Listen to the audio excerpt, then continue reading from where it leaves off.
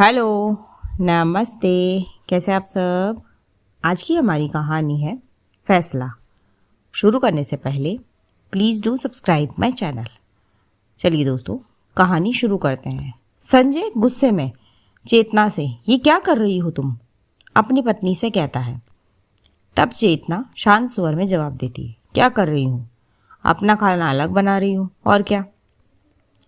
तभी सास कलावती जी तेज स्वर में, क्यों, सास और नंद का खाना बनाते मौत काटती है तुमको। फिर चेतना थोड़ा रुक कर बोलती है, ऐसा ही समझ लीजिए मम्मी जी। दरअसल बात 2 दिन पहले की है। चेतना स्कूल से थकी हारी लौटी थी। उसे माइग्रेन की बीमारी है और उस दिन उसका सर बहुत तेज दर्द कर रहा था, तो वो घर आते ही लेट गई और कब उसकी आंख लग गई उसे पता भी नहीं चला। जब उठी तो शाम हो चुकी थी और उसे तेज भूख लग रही थी, तो चेतना किचन में जाती है।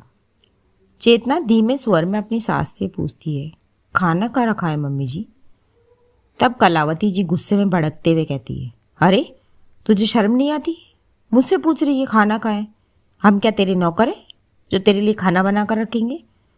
खुद तो काम से आकर सो गई और अब खाना बन गया तो मुंह उठाकर चली आई खाना खाने।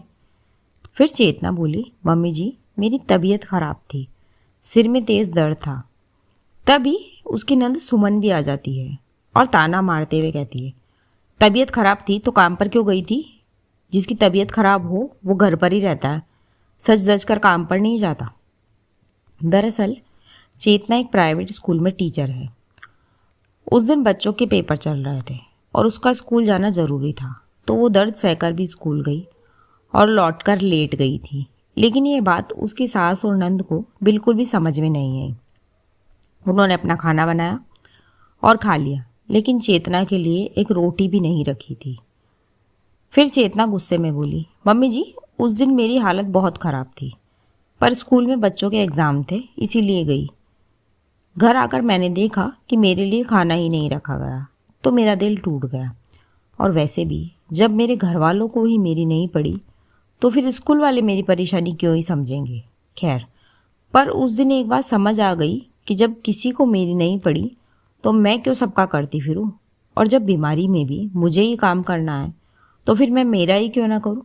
बस यही सोचकर मैंने फैसला करा और मेरी रसोई अलग कर ली। जब कोई मेरी तबीयत का नहीं सोच सकता तो मैं क्यों सबका सोचूं। अब मैंने फैसला कर लिया है, आगे से आप अपना खाना बनाइए, नंद अपना बनाए और मैं अपना।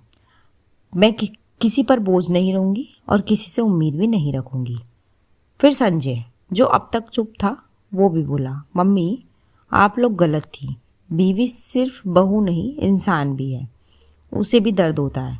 चेतना घर और बाहर दोनों जगह मेहनत करती है, कम से कम घर में तो उसे प्यार मिलना चाहिए था। मम्मी जब आप लोग बीमार होते हो तो ये भी तो आपका ख्याल रखती है, तो क्या बहू के बीमार होने पर एक दिन आप उसे रोटी नहीं दे सकती थी। संजय की बातें सुनकर कलावती और सुमन ने सर झुका लिया। दोस्तों, रिश्तों की डोर प्यार और समझ से बनती है। अगर घर के सदस्य एक दूसरे के लिए सहानुभूति ना रख पाए तो वो घर नहीं, सिर्फ एक मकान बनकर रह जाता है। चेतना ने अपने आत्मसम्मान के लिए कदम उठाया और कभी कभी रिश्तों को बचाने से ज़्यादा ज़रूरी होता है खुद को बचाना। इसी के साथ कहानी यहीं ख़त्म होती है। चेतना ने सही किया या नहीं, मुझे कमेंट करके ज़रूर बताएं। थैंक यू सो मच दोस्तों, thanks for watching. Do like, share and subscribe my channel. Thank you so